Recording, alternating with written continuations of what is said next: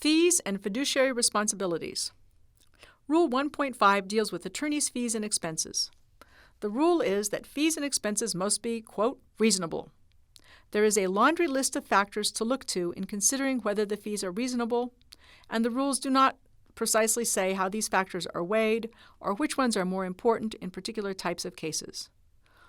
One important factor is the time needed to complete the representation. Thus, hourly billing is usually okay. But another factor is the amount typically charged for the service. So don't expect to bill the client for exorbitant hours just because you are learning the law or the client is naive. Too high a bill for an unreasonable amount of work will violate the rule.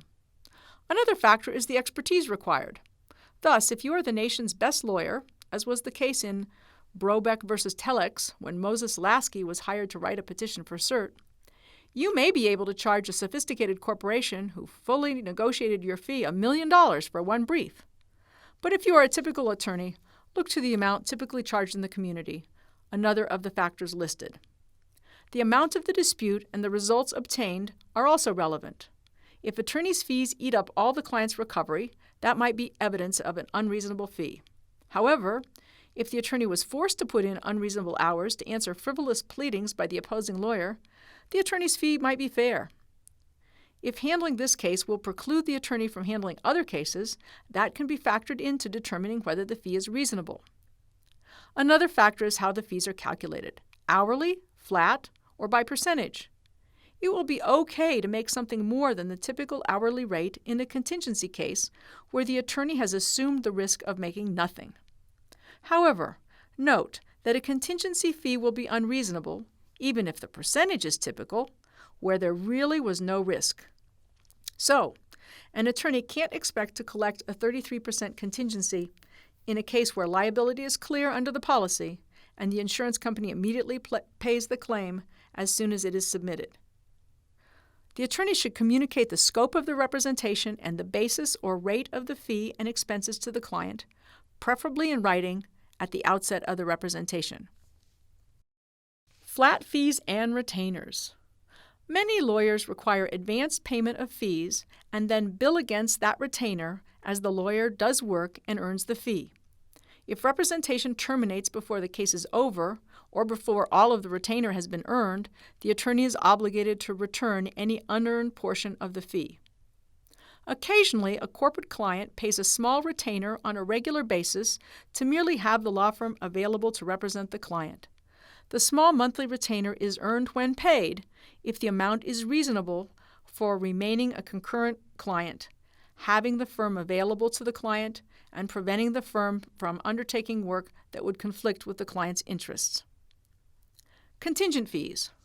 Rule 1.5c provides some additional guidance with respect to contingent fees. While it is wise to have any fee agreement in writing, a contingency fee agreement must be in writing. This will apply any time some aspect of the fee is contingent. In other words, if the client is paying hourly or flat fees, but is also going to pay a premium for a particularly successful outcome or for particularly quick work, then the kicker is dealt with as a contingency fee under the rules, and this aspect of the agreement must be in writing. There are two situations in which contingency fees are prohibited. Contingency fees may not be charged in criminal matters. The rationale for this rule is that we don't want defense attorneys to be tempted to suborn perjury or pursue other inappropriate strategies by a desire to get paid. A more practical reason that contingency fees would not be favored in criminal cases is that there is no race, no recovery to collect against. For similarly practical reasons, most criminal defense attorneys charge flat fees with the possibility of different stages of the case, pre-trial to trial or plea, having different prices. It is also forbidden to charge a contingency fee in domestic relations cases. Here, while there might well be a race or recovery in terms of property division or alimony, public policy prohibits contingency fees because we do not want the attorney to have an interest in following through with the divorce if the clients should decide to reconcile. However, after the divorce and order for child support, alimony, or property division is entered, a lawyer is permitted to charge a contingency fee in order to collect such support. When entering into a contingency fee agreement, it is important to indicate how the attorney will be reimbursed for expenses. Will the expenses be taken out of the recovery first, and then the attorney will get a percentage of what is left of the recovery? Or will the attorney's percentage apply to the total recovery, and then the client will pay the expenses out of her remaining share? Will the client have to reimburse the attorney for expenses if the client does not prevail?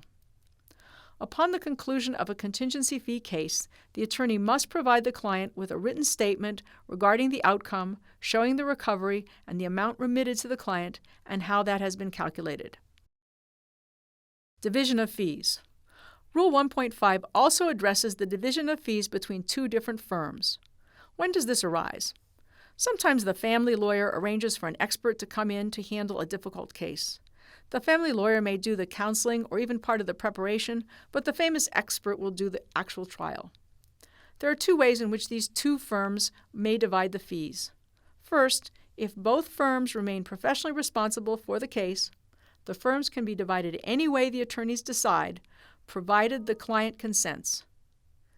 If the attorneys do not have mutual responsibility for the case, then the fees must be divided in proportion to the services provided by each lawyer. In either case, the client must agree to the arrangement, including the share for each lawyer. The agreement must be confirmed in writing, and the total fee must remain reasonable. The one thing that is forbidden is paying finder's fees. A lawyer who interviews and refers a client to an expert cannot get a percentage of the recovery as a finder's fee. That lawyer either must get payment for the work he did, the interview and analysis, or the attorney must continue to be counsel on the case for him to share in a percentage of the recovery. Disputes. Sometimes there are disputes over fees. Comment 9 encourages attorneys to submit these disputes to resolution by bar mediation or arbitration procedures when they are available. Fiduciary duties. Rule 1.15 deals with the lawyer's fiduciary responsibility to safeguard client property. This deals with retainer's fees the client must pay.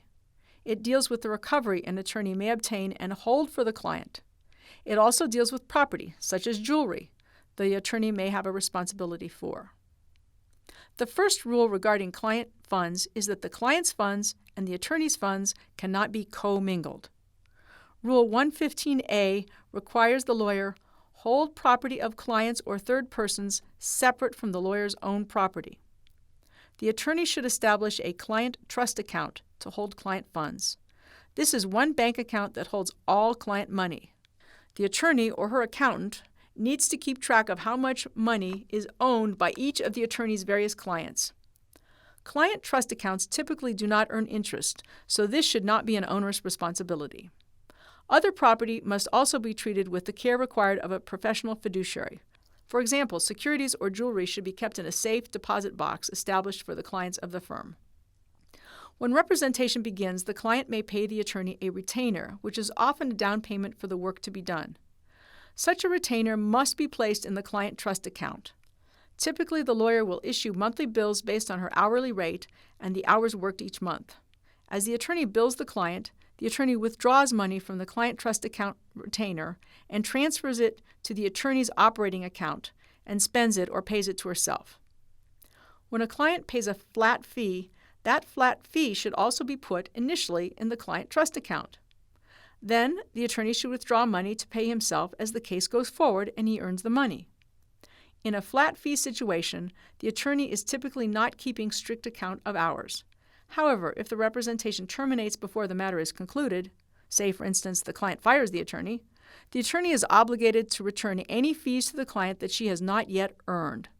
Thus, it is wise to have an ability to account for how much is earned at each stage of the case, and it is ideal to include this information in the retainer agreement. When a case is concluded, the opposing party often sends the damages owed to the attorney. The attorney deposits these funds into the client trust account. Then the attorney must notify the client and any third person who has an interest in the funds. The attorney must then promptly deliver to the client or the third person the funds they are owed and render a full accounting regarding that property.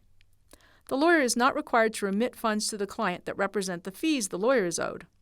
However, the attorney cannot hold funds to coerce a client into accepting the attorney's accounting.